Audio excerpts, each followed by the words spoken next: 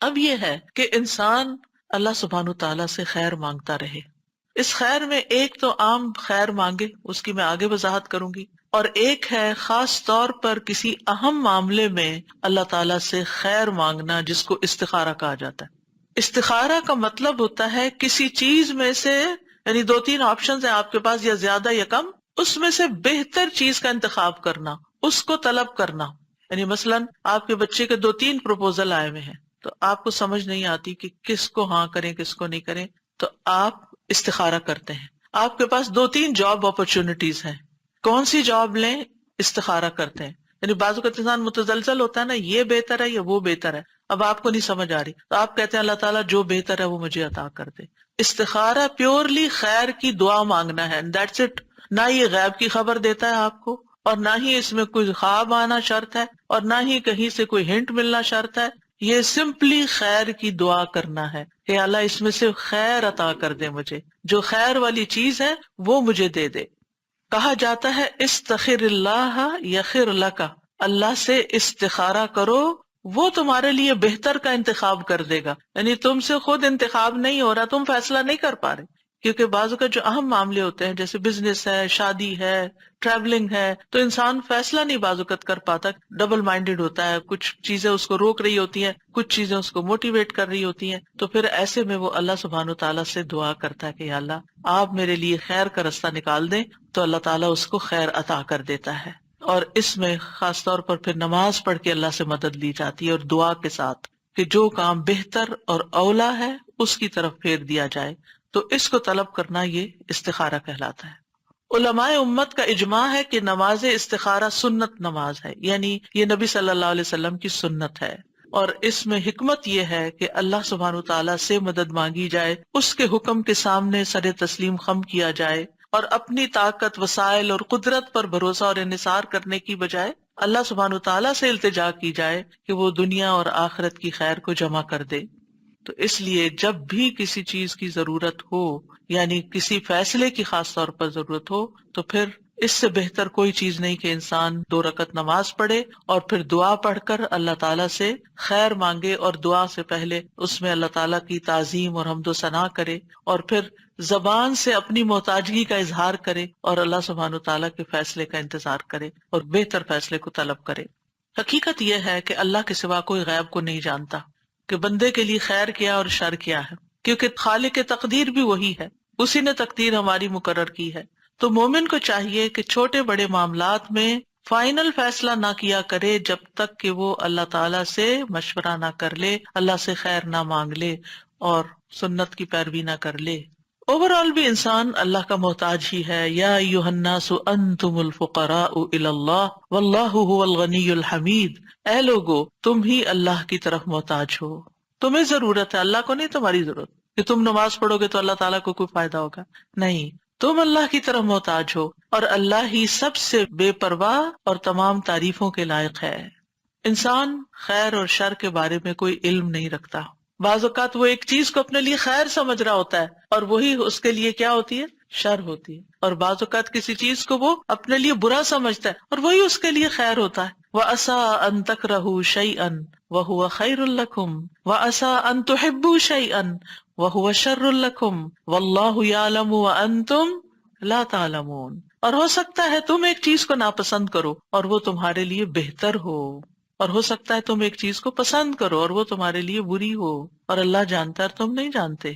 تو یاد رکھیں جب انسان اللہ سے دعا کر لیتا ہے نا، پھر اس کے بعد جو بھی نتیجہ سامنے آتا ہے تو انسان اس کے بارے میں مطمئن ہو جاتا ہے، اور وہ یہ یقین رکھتا ہے کہ میرے بارے میں اللہ کا ہر فیصلہ خیر کا فیصلہ ہے، ہر فیصلہ خیر کا فیصلہ ہے. حضرت انس رضی اللہ عنہ کہتے ہیں میں نے نبی صلی اللہ علیہ وسلم کو فرماتے ہوئے سنا کہ مجھے تو مومن پہ تعجب ہوتا ہے کہ بے شک اللہ اس کے لیے جو فیصلہ بھی فرماتا ہے وہی اس کے حق میں بہتر ہوتا ہے. یعنی اس نے اللہ سے فیصلہ طلب کیا، اللہ سے مدد مانگی، اللہ نے اس کو ایک راہ دکھا دی، وہی اس کے لیے خیر ہے، چاہے بظاہر اس میں کچھ تکلیفیں بھی آ رہی ہوں. کیونکہ بعض لوگ یہ کہتے ہیں نا کہ ہم نے تو استخارہ بھی کیا تو پھر یہ کیوں ہو گیا. بھائی اس میں بھی کوئی حکمت تھی. تم اس کو عسیٰ ان تکرہوا شیئا ویجعل اللہ فیہ خیرا کثیرا، ہو سکتا ہے ایک چیز کو تم ناپسند کرو کہ یہ کیا چیز میرے پلے پلے پڑ گئی ہے، یہ بزنس تو مجھے نہیں چاہیے تھا، یہ جاب نہیں چاہیے تھی، کاش میں وہ فلاں کو ہاں کر دیتا، وہاں بہتری تھی. نہیں، جو بھی اللہ نے تمہارے لیے فیصلہ کیا اب اس پہ راضی ہو جاؤ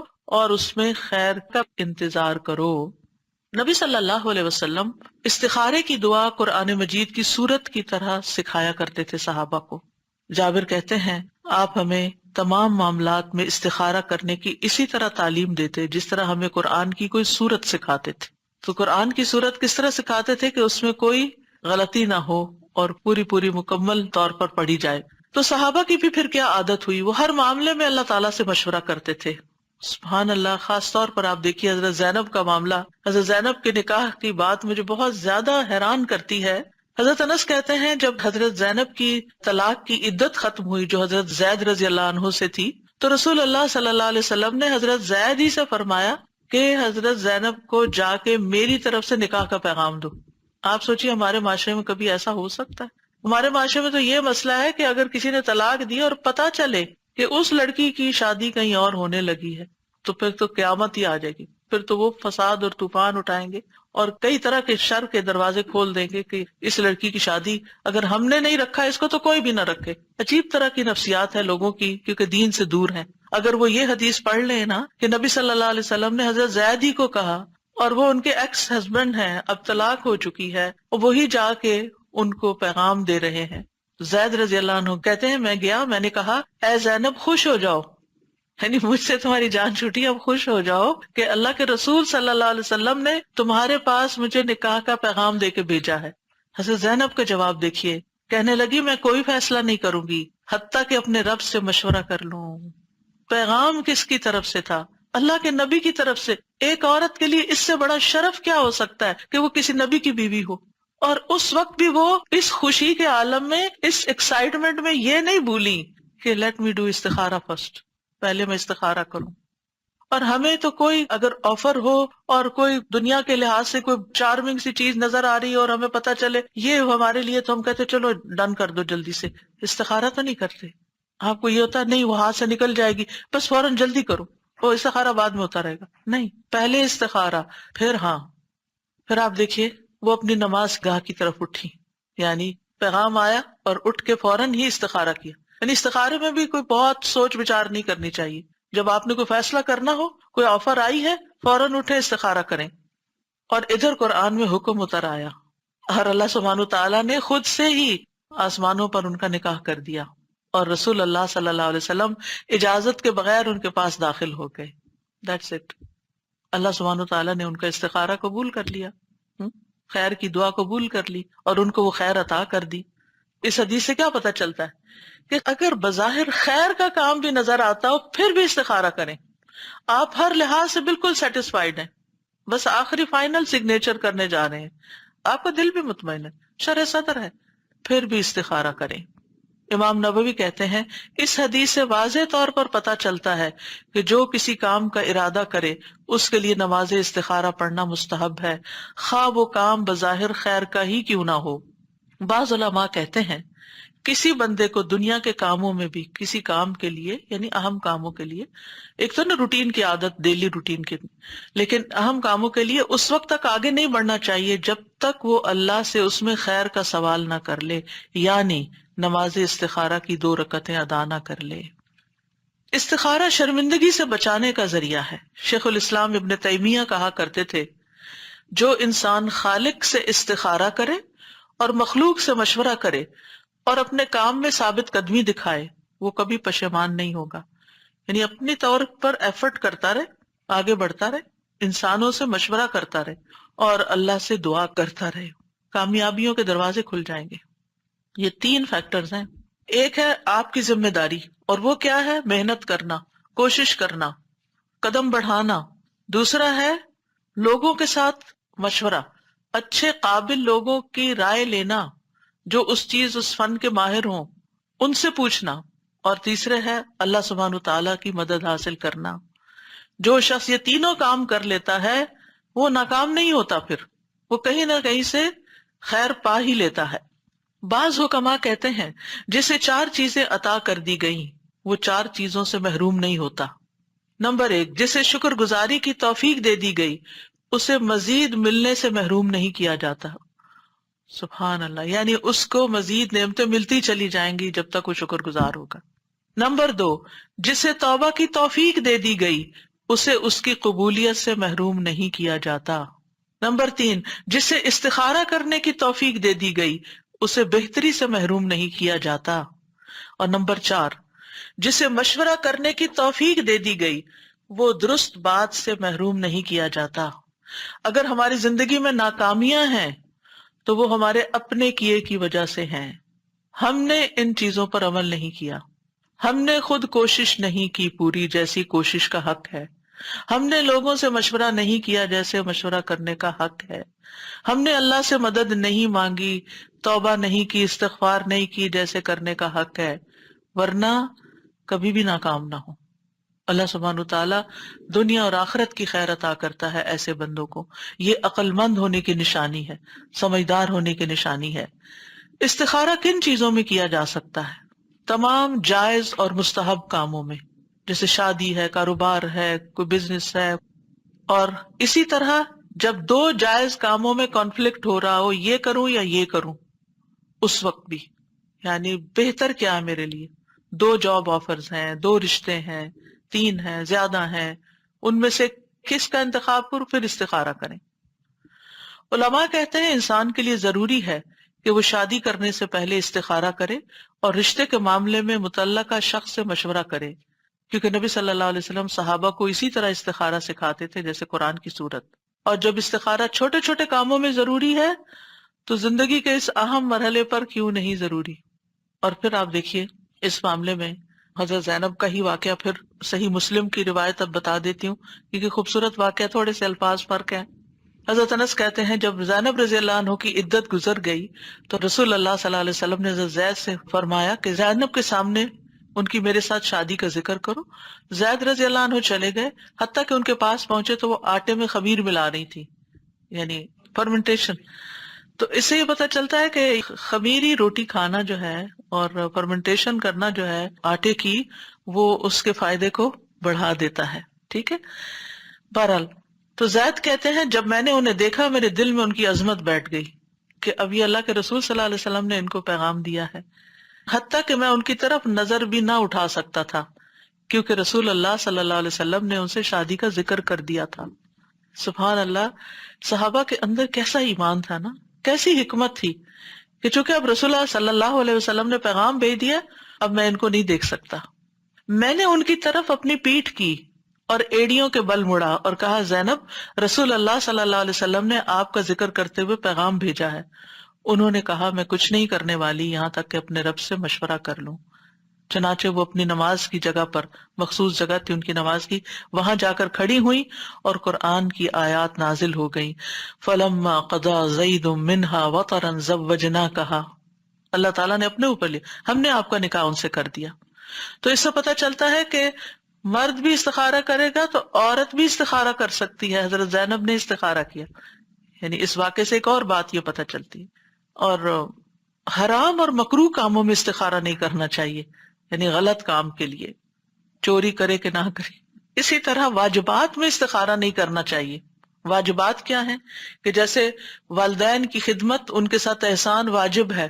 تو اب کوئی استخارہ کرے کہ میں ماں باپ کی ملاقات کے لیے جاؤں کہ نہ جاؤں اور میں ان کی خدمت کروں کہ نہ کروں، یہ استخارے کی چیز نہیں ہے.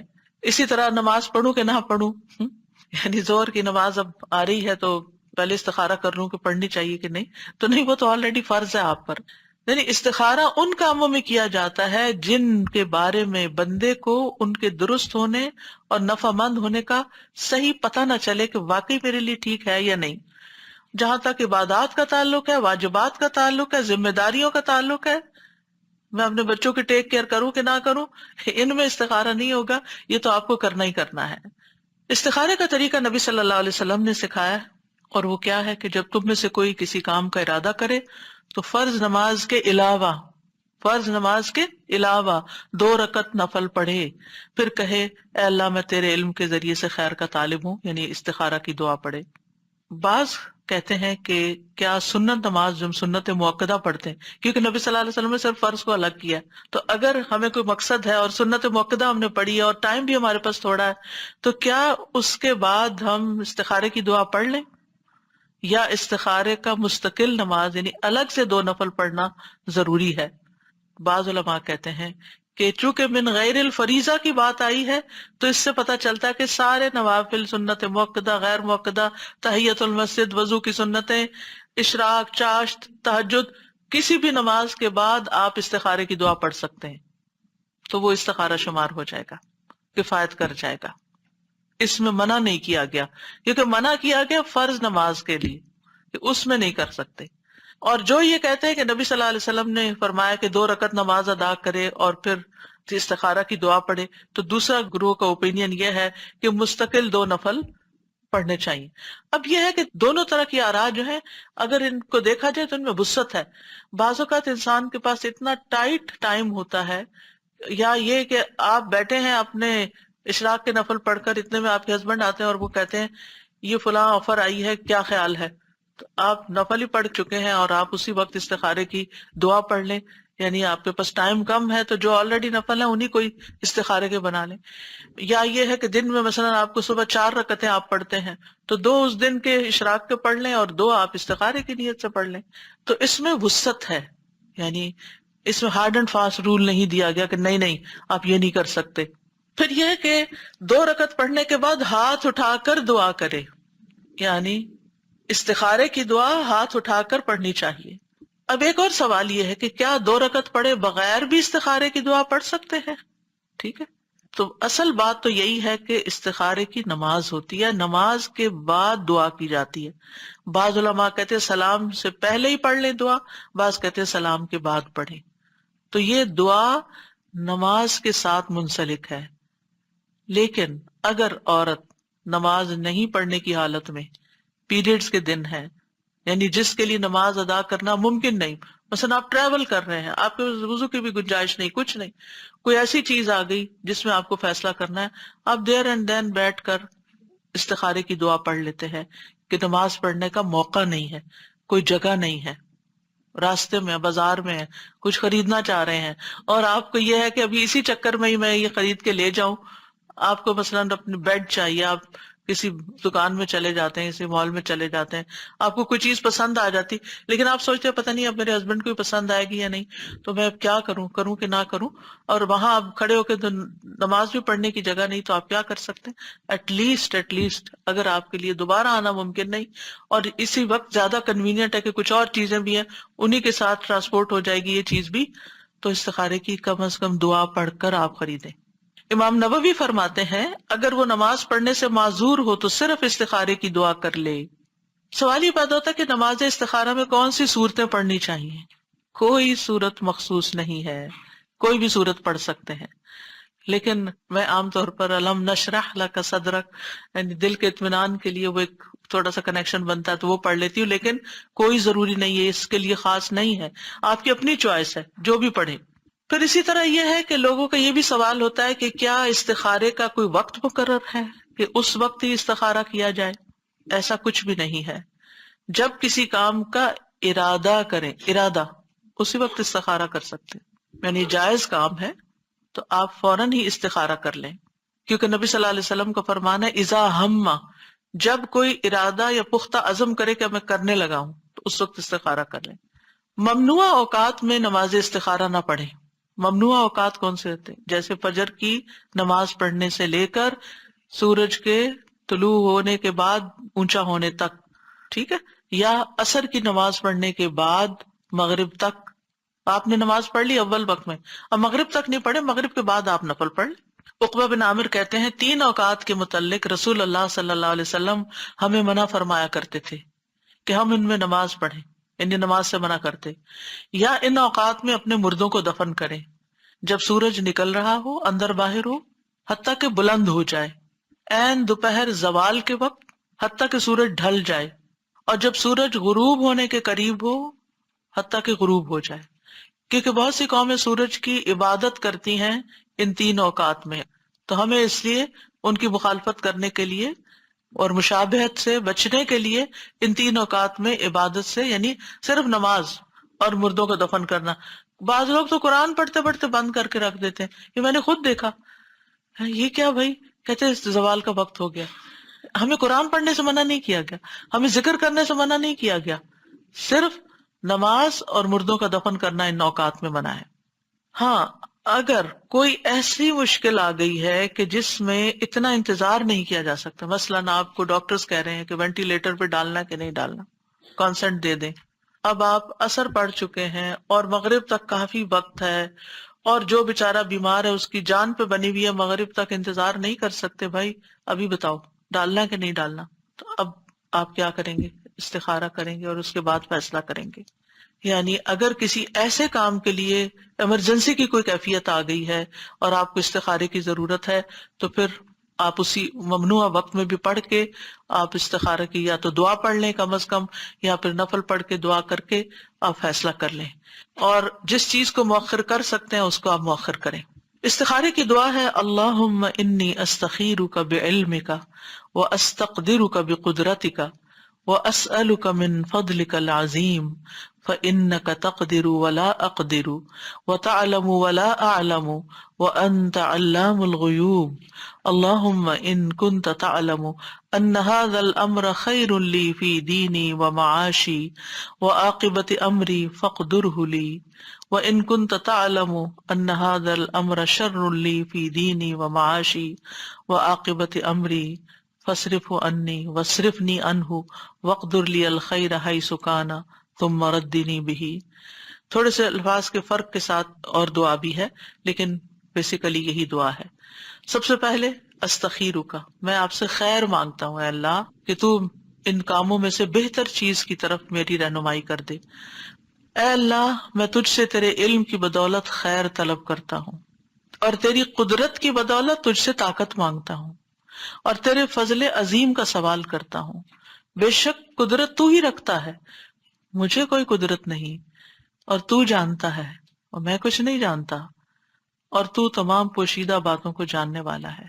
اے اللہ اگر تو جانتا ہے کہ یہ کام، اور کام کا یہاں نام لیں، صرف یہ کام نہ کہیں بلکہ فلاں جگہ شادی کرنا بچے کی، یا کوئی اور کام، یہ بزنس کرنا، یہ جاب لینا، بولیں اس لفظ کو، اردو میں بول دیں بے شک.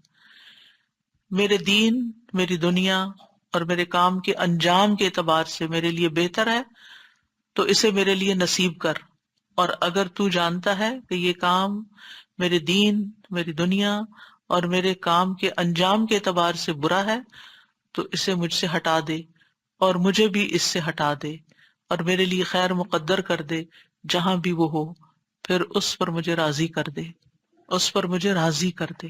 کیونکہ اس وقت پھر یہ خیال آنا کہ اوہ فلاں بہتر تھا، تو یہ انسان کے اطمینان کو ختم کر دیتا ہے. تو استخیرو کا، میں تجھ سے خیر طلب کرتا ہوں کہ جو زیادہ فائدہ مند چیز ہے میں اس کی طرف جاؤں. استقدرو کا، میں سوال کرتا ہوں کہ تو مجھے اپنی خاص قدرت کے ساتھ اس کام کو کرنے کی قدرت عطا فرما، یعنی میرے لیے اس خیر کو مقدر کر دے جس پہ تو قادر ہے. اور وَأَسْأَلُكَ مِن فَضْلِكَ الْعَظِيمِ، میں تجھ سے بہت بڑے فضل کا سوال کرتا ہوں، کیونکہ اللہ کی طرف سے جو کچھ بندے کو ملتا ہے وہ دراصل کیا ہے؟ اللہ کا فضل ہے، ہمارا حق نہیں ہے. اور پھر فَإِنَّكَ تَقْدِرُ وَلَا أَقْدِرُ، اس میں کس بات کا اظہار ہے؟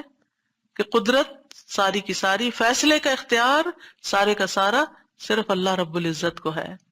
وَتَعْلَمُ وَلَا أَعْلَمُ، تو جانتا میں نہیں جانتا. اپنی جہالت کا اقرار کر کے، اپنی کمزوری کا اعتراف کر کے، اپنی محتاجگی کا اقرار کر کے اللہ تعالیٰ کے آگے عجز و انکساری کرنا، یہ اللہ تعالیٰ کو پسند ہے. وَأَنْتَ عَلَّامُ الْغُیُوبِ، اور تو خوب خوب جانتا ہے سارے غیبوں کو، کوئی چیز تجھ سے چھپی ہوئی نہیں، کوئی چیز تجھ سے پوشیدہ نہیں. اللہم ان کنت تعلم، اے اللہ اگر تیرے علم میں ہے، اور اس میں کوئی شک نہیں کہ اللہ سب کچھ جانتا ہے. یہ عربوں کے کہنے کا ایک طریقہ ہے، ایک زبان کا اسلوب ہے. اس کا یہ مطلب نہیں کہ اگر تو نہیں جانتا نعوذ باللہ، یہ نہیں ہے مطلب. یہ کہنے کا انداز ہے کہ تو سب کچھ جانتا ہے اور تیرے علم میں ہے اگر یہ چیز میرے کام، میرے مقصد میں بہتر ہے. ان ھذا الامر، یعنی جو کام میں کرنے جا رہا ہوں، جیسے گھر خریدنے جا رہا ہوں، یا گاڑی خرید رہا ہوں، یا شادی کر رہا ہوں، یا سفر کر رہا ہوں، اور اس کا وہ نام لے کہ مکہ کی طرف سفر کرنا میرے لیے بہتر ہے یا نہیں، تو پھر اس کو بول کر کہے. اور بعض اہل علم کہتے ہیں کہ اگر وہ اس کو کہنا ہی نہیں آ رہا تو دل میں جو ہے ادھر ہی اشارہ کرے کہ یا اللہ جو میرے دل میں جو میں چاہتا ہوں اگر وہ میرے لیے بہتر ہے تو یہ بھی کر سکتے ہیں. لیکن افضل کیا ہے الفاظ بھی بولے جائیں. نہیں بول سکتے تو پھر نیت تو کریں، یہ نہیں کہ سوچا سمجھا ہی نہیں اور بس رٹا ماری ہوئی دعا پڑھ کے استخارہ کر لیا، یہ نہیں ہونا چاہیے. پھر خیر لی فی دینی و معاشی واقبت امری، دین، معاش اور انجام، کیونکہ بعض فیصلے ہمیں بڑے اچھے لگتے ہیں لیکن دین کے لحاظ سے اچھے نہیں. مسجد سے بہت دور گھر خرید رہے ہیں، اچھا نہیں. اسی طرح ایک جاب چھوڑ کے دوسری لے رہے ہیں حالانکہ وہ اچھی نہیں کیونکہ اس میں حرام انوالوڈ ہے. پھر اسی طرح انجام کے اعتبار سے بعض چیزیں آج اچھی ہیں لیکن کل یہ سٹاکس اچھے نہیں نکلنے والے، تو اللہ تعالیٰ ہمیں ان سے پھیر دے. عاقبت امری، تو دین کو سب سے پہلے مقدم کیا گیا ہے کہ سب سے پہلے فیصلہ کرتے ہوئے انسان اپنے دین کی فکر کرے، دین کی خیر سمجھے کہ یہ فیصلہ میرے دین میں کیسا رہے گا، اور پھر اس کے بعد باقی چیزیں. کیونکہ اگر وہ انسان چاہتا بھی اور وہ کام نہیں ہوا، دعا نہیں قبول ہوئی، تو پھر یہ کہ دل میں کچھ باقی نہ رہے. فصرف عنی وصرفنی عنہ، اس کو بھی دور کر دے مجھ سے اور مجھے بھی اس سے دور کر دے. کیونکہ ہوتا یہ ہے کہ مثلا ایک لڑکا کہیں شادی کرنا چاہتا ہے اور وہ استخارہ کر رہا ہے کہ یہاں شادی ہو جائے اور وہ نہیں ہوتی، لیکن اس لڑکی کا خیال دل سے نہیں نکال پا رہا، تو کیا کرنا چاہیے؟ یہ دعا کرنی چاہیے کہ انہیں پھیر دے مجھے اس سے. کوئی گھر خریدنا چاہ رہا ہے اور اس کو بڑا ہی پسند آ گیا ہے اور وہ اس کے خوابوں میں سما گیا ہے اور وہ امیجنیشن میں بھی وہاں گھوم پھر رہا ہے لیکن وہ ڈیل ہی نہیں ہو سکی. تو اب کیا ہے؟ فصرف عنی وصرفنی عنہ، اللہ میرا دھیان ادھر سے ہٹا دے. کیونکہ یہ چیز پھر انسان کو بے چین کیے رکھتی ہے. اب کیا ہوتا ہے اس کا نقصان؟ آپ نے اس کے بجائے کوئی اور گھر خرید بھی لیا، رہے اس میں رہے فزیکلی اور سوچ جو دوسرا آپشن تھی اس پہ رہے. تو یہ چیزیں خلل ڈالتی ہیں انسان کے اندر. تو کتنی خوبصورت دعا سکھائی گئی کہ اللہ پھر اس کا دھیان بھی ہٹ جائے. وقدر لی الخیر حیث کان، خیر جہاں بھی ہے میرے مقدر میں کر دے. یعنی تقدیر تو ہی بدل سکتا ہے. ثم ردنی بھی یا اردنی بھی، اللہ پھر اس کے بعد جو تو میرے لیے فیصلہ کرے مجھے اس پر راضی بھی کر دے، اطمینان بھی دے دے اور اس کا دل پرسکون ہو جائے. اب استخارہ کرنے کے بعد کیا کیا جائے؟ کیا استخارہ غیب کا علم ہے جو آپ کو مل جاتا ہے یا آپ کسی غیب کو جاننے کا سوال کر رہے ہیں؟ نہیں، یہ دراصل اللہ پر یقین اور بھروسے کی علامت ہے. اور آپ نے دعا کر کے جو ارادہ کر لیا جس کام کا وہ کر جائیے. فَإِذَا عَزَمْتَ فَتَوَكَّلْ عَلَى اللَّهِ ان اللہ یحب المتوکلین. جب آپ کسی کام کا پختہ ارادہ کر لیں تو اللہ پہ بھروسہ کریں اور کام شروع کر دیں، کیونکہ اللہ تعالیٰ توکل کرنے والوں کو پسند کرتا ہے. اب استخارے کا جواب کیسے معلوم ہوگا؟ وہ کام آسان ہو جائے گا جو آپ کرنا چاہ رہے ہیں، وہ آپ کے لیے رستہ بن جائے گا. شر ہو تو اللہ تعالیٰ پھیر دے گا. تو اس کام میں آسانی آنا اور اس کام کے ہوتے چلے جانا یہ اس کی بہتری کی علامت ہے. اور اگر کوئی رکاوٹ آ گئی ہے تو اس کا مطلب وہ ٹھیک نہیں. ویسے کسی نے شادی کے لیے استخارہ کیا اور اس کے بعد رشتہ ہی ٹوٹ گیا، جو تھوڑی بہت بات چل رہی تھی وہ بھی ختم ہو گئی، تو سوچا جائے کہ اسی میں کوئی بھلائی ہوگی، اسی میں بہتری ہوگی، شیطانی وسوسوں کا شکار نہ ہو انسان. اور استخارے کے بعد جس کام پر شرع صدر ہو وہ کر لیا جائے. مثلا دو کام ہے اور ان میں سے ایک پر ذرا دل کا اطمینان ہو رہا تو اس طرف آپ چلے جائیں. اگر انسان متردد ہے، ابھی بھی کچھ فیصلہ نہیں کر پا رہا، نان ڈیسائسو ہے، تو دوبارہ استخارہ کر لیں، پھر تیسری دفعہ استخارہ کر لیں اور اس کے بعد کسی صاحب بصیرت سے مشورہ کریں. اب آپ نے اپنا کام کر لیا، کوشش بھی کر لی اور دعا بھی کر لی، اب مشورہ کریں. مشورے کے بعد جو چیز آپ کو بہتر لگے پھر وہ کر جائیں. یاد رکھیے استخارے کا تعلق خواب سے نہیں. ایک رات میں انسان 3 4 خوابیں دیکھتا ہے، اس میں سے کس کو آپ کہیں گے استخارے کا جواب ہے؟ تو خوابوں پہ مت جائیں. ٹھیک ہے مبشرات ہیں، خوشخبریاں ہوتی ہیں. اگر آپ نے استخارہ بھی کیا ہوا تھا اور آپ کو کوئی اچھی سی خواب آ گئی تو آپ اس سے ایک اچھا شگون لے سکتے ہیں کہ انشاءاللہ اچھا ہوگا، اچھی چیز دیکھی ہے. لیکن یہ کوئی حتمی بات نہیں ہے. یعنی بعض لوگ کہتے ہیں ہم نے استخارہ کیا، ہمیں خواب بھی بہت اچھا ہے لیکن نتیجہ اچھا نہیں آیا. یاد رکھیے شرعی احکامات کی بنیاد خوابوں پر نہیں رکھی جاتی. جب بھی استخارہ کریں تو توکل کریں، جب ارادہ کرے تو پیش قدمی کریں. بعض اوقات انسان استخارے کے ساتھ اس کی اپنی خواہش بھی بیچ میں شامل ہو جاتی ہے. کہیں جو اس کے دل کی خوشی ہوتی ہے کوئی یا مرضی ہوتی ہے وہ بھی بیچ میں آ جاتی ہے. تو اس میں یہ ہے کہ استخارے سے پہلے جس کام کا شرح صدر ہو چکا ہے اور اس میں انسان کی طاقت اور خواہش کا دخل ہے، یعنی خواہش بیچ میں شامل ہے، تو پھر وہ کام نہ کرے کہ اصل میں تو آپ کی خواہش ہے جو کروا رہی ہے. پھر اسی طرح استخارہ کرنے سے پہلے اپنے دل کو خالی کریں، یعنی جو آپ کی کسی چیز کی طرف انکلینیشن ہے اس کو پہلے ہٹائیں.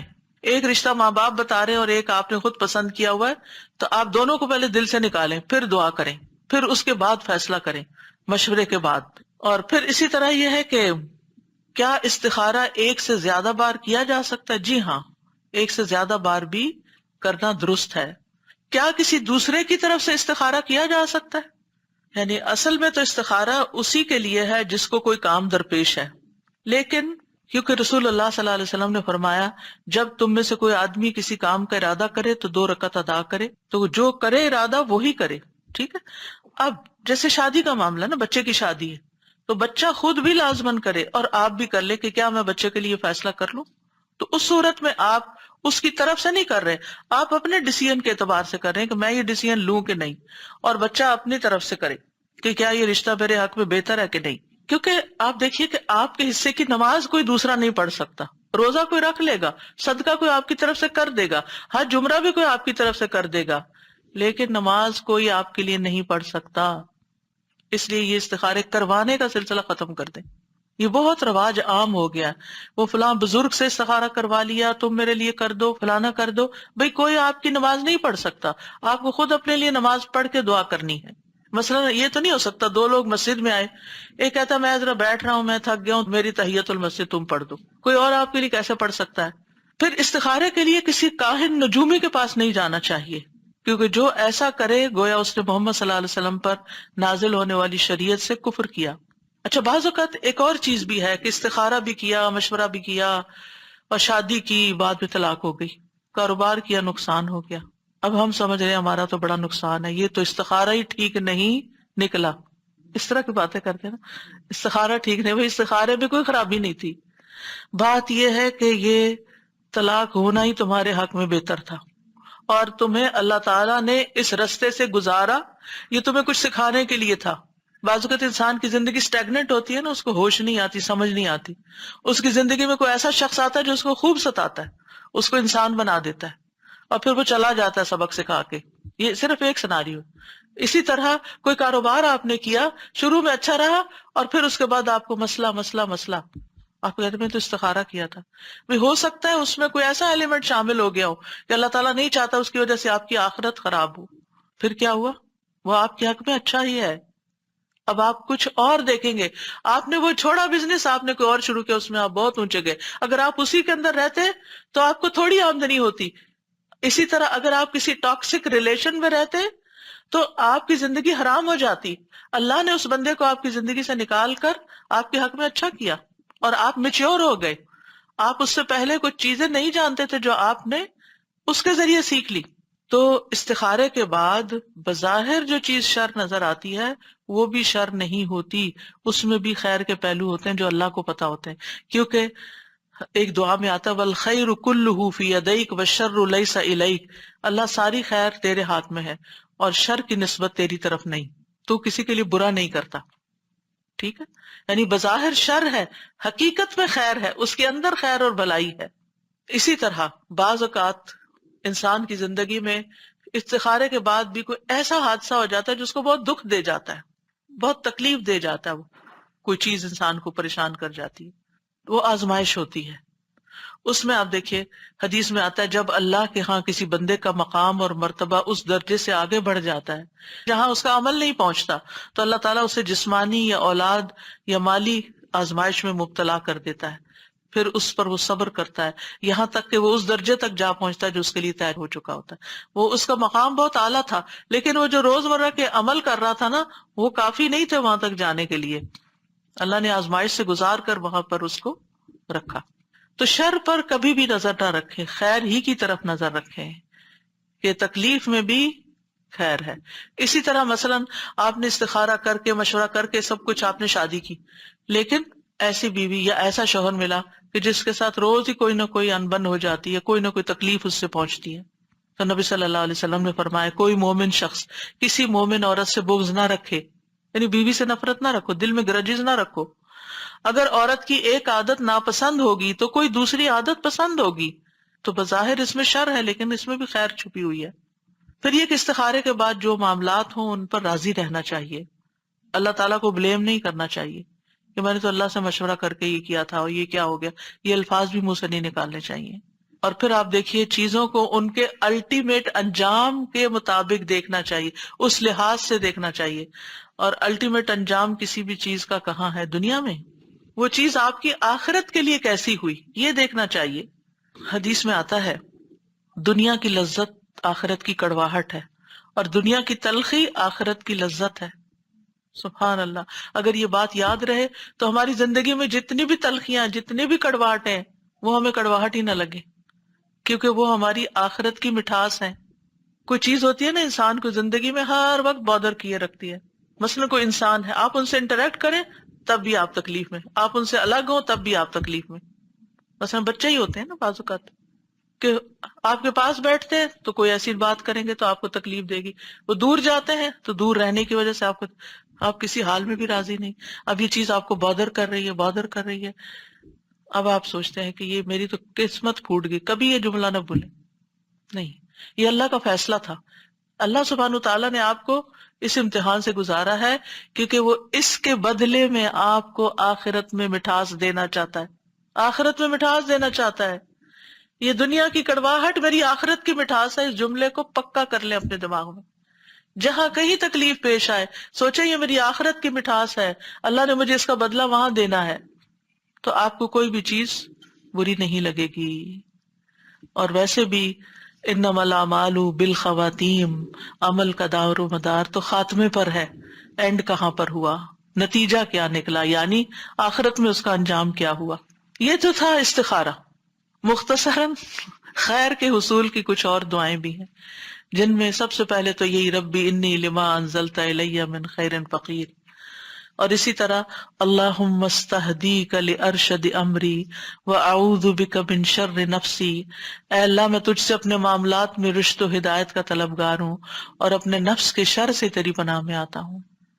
تو یہ دعا بھی بہت خوبصورت ہے. اسی طرح ہر طرح کی خیر پانے کا سوال، اللہم انی اسألک من الخیر کلہ عاجلہ وآجلہ ما علمت منہ وما لم اعلم، اللہم انی اسألک من خیر ما سألک عبدک ونبیک محمد صلی اللہ علیہ وسلم واعوذ بک من شر ما عاذ منہ عبدک ونبیک، اللہم انی اسألک الجنۃ وما قرب الیہا من قول او عمل واسألک ان تجعل کل قضاء تقضیہ لی خیرا. اے اللہ میں تجھ سے ہر خیر کا سوال کرتا ہوں. حضرت عائشہ کہتی ہیں کہ نبی صلی اللہ علیہ وسلم نے خود انہیں یہ دعا سکھائی تھی. ایک دعا حضرت ابو بکر کو بھی سکھائی تھی. تو ہم اپنے پیاروں کو، حضرت عائشہ نبی صلی اللہ علیہ وسلم کو بہت پیاری تھی. کسی نے پوچھا آپ کو سب سے پیارا انسان کون لگتا ہے، تو آپ نے فرمایا عائشہ. اس کے بعد کون؟ فرمایا عائشہ کا باپ. تو جس سے انسان کو محبت ہو تو اس محبت کا تقاضا ہے کہ اس کو بہترین چیز دے، اور وہ بہترین چیز کیا ہو سکتی ہے؟ جس میں دنیا اور آخرت کی خیر کا سوال ہے، جو یہ دعا آپ نے حضرت عائشہ کو سکھائی. تو اپنے بچوں کو بھی یہ دعا سکھانی چاہیے، اپنے پیاروں کو سکھانی چاہیے کہ اے اللہ میں تجھ سے ہر خیر کا سوال کرتا ہوں، ہر خیر کا، خواہ وہ فوری ہو یا تاخیر سے ہو، خواہ میں اسے جانتا ہوں یا میں جانتا نہیں، میں تو خیر مانگ رہا ہوں. اے اللہ میں تجھ سے ہر اس خیر کا سوال کرتا ہوں جس کا سوال تجھ سے تیرے بندے اور تیرے نبی محمد صلی اللہ علیہ وسلم نے کیا.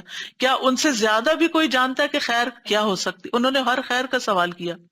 اور ہر اس شر سے تیری پناہ میں آتا ہوں جس سے تیرے بندے اور تیرے نبی نے پناہ مانگی ہو. اے اللہ میں تجھ سے جنت اور اس کے قریب کر دینے والے ہر قول اور عمل کا سوال کرتا ہوں، اور جہنم اور اس کے قریب کرنے والے ہر قول اور عمل سے تیری پناہ مانگتا ہوں.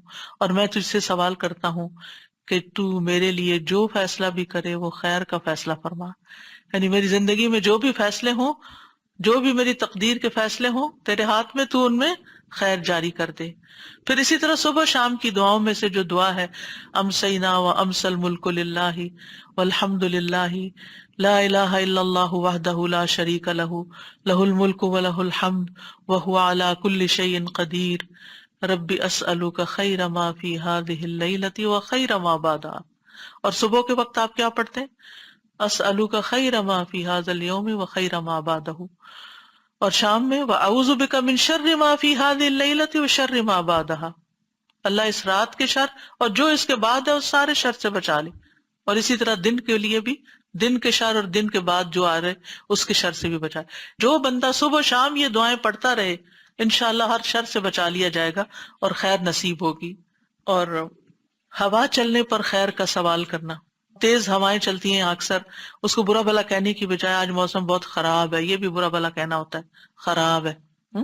تو یہ اس کی بجائے دعا کریں اللہم انی اسألک خیرہا وخیر ما فیہا وخیر ما ارسلت بہ واعوذ بک من شرہا وشر ما فیہا وشر ما ارسلت بہ. اے اللہ میں تجھ سے اس ہوا کی بھلائی مانگتا ہوں اور جو کچھ اس میں ہے اس کی بھلائی، اور جو اس کے ذریعے بھیجا گیا ہے اس کی بھی بہتری مانگتا ہوں، اور اس کے شر اور جو کچھ اس میں ہے اور اس کے شر اور جس کے ساتھ یہ بھیجا گیا اس سے بھی میں پناہ مانگتا ہوں. جو کچھ اس میں ہے اور اس کا شر اور جو اس کے ساتھ بھیجا گیا سب کے شر سے. ہے تو ہوا کے بارے میں دعا، لیکن آپ اگر اپنے گھر کا کوئی اپلائنسز بھی خریدتے ہیں نا تو آپ کے دل میں اگر یہ پریشانی آتی، یہ کارڈ چھپائے گئے تھے ایک دفعہ ہوا کے لیے تو لگا سامنے رکھو، جس چیز کا بھی مجھے آتا ہے نا کہ پتہ نہیں اس میں خیر ہے کہ شر ہے، تو میں یہ دعا پڑھ لیتی ہوں کہ اے اللہ میں اس چیز کے خیر کا سوال کرتی ہوں اور جو اس کے اندر خیر ہے اس کا سوال کرتی ہوں، اور جس خیر کے ساتھ یہ بھیجی گئی اس کا سوال کرتی ہوں، اور اسی طرح شر سے بچنے کے لیے دعا. تو اتنی ٹھنڈک پڑ جاتی ہے، دل کو پریشانی ختم ہو جاتی ہے کہ اللہ نے اس میں جو خیر رکھی ہے اللہ دے دے گا اور جو شر ہے اللہ اس سے بچا لے گا. اور اسی طرح سواری یا بیوی کے خیر کا سوال بھی سکھایا گیا ہے. اللہم انی اسألک من خیرہا وخیر ما جبلت علی واعوذ بک من شرہا وشر ما جبلت علی. اے اللہ میں تجھ سے اس کی خیر مانگتا ہوں اور اس کی پیدائشی عادتوں کی بھلائی چاہتا ہوں. کچھ پیکج ہوتا ہے نا جو انسان کے ساتھ ہی ہوتے ہیں، عورت ہو مرد تو دونوں کے لیے ہو سکتا ہے، کہ وہ ان کی عادتیں ہوتی ہیں، آپ بدل نہیں سکتے ان کو، انہوں نے زندگی گزاری ہوتی ہے ان کے ساتھ اور آپ خواہ مخواہ ہر وقت ٹینشن کا شکار ہیں. انہوں نے نہیں بدلنا، آپ کو بدلنا، ایکسپٹ کریں کہ یہ ایسے ہی ہے تو آپ کی زندگی آسان ہو جائے گی. تو اس صورت میں پھر یہ دعا کرنی چاہیے اور تیری پناہ مانگتا ہوں اور اس کے شر سے اور اس کی پیدائشی عادتوں کے شر سے تیری پناہ مانگتا ہوں.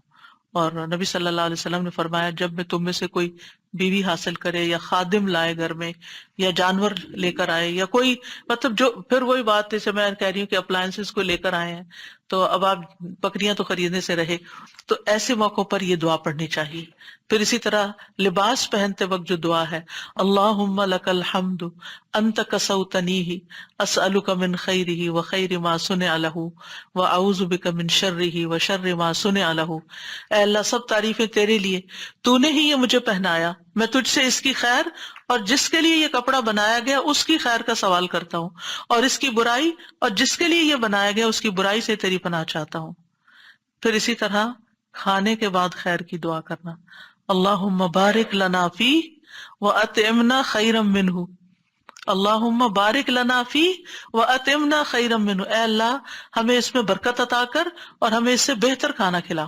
اور دوسروں کو خیر کی دعا دیتے رہا کریں جزاک اللہ خیرا.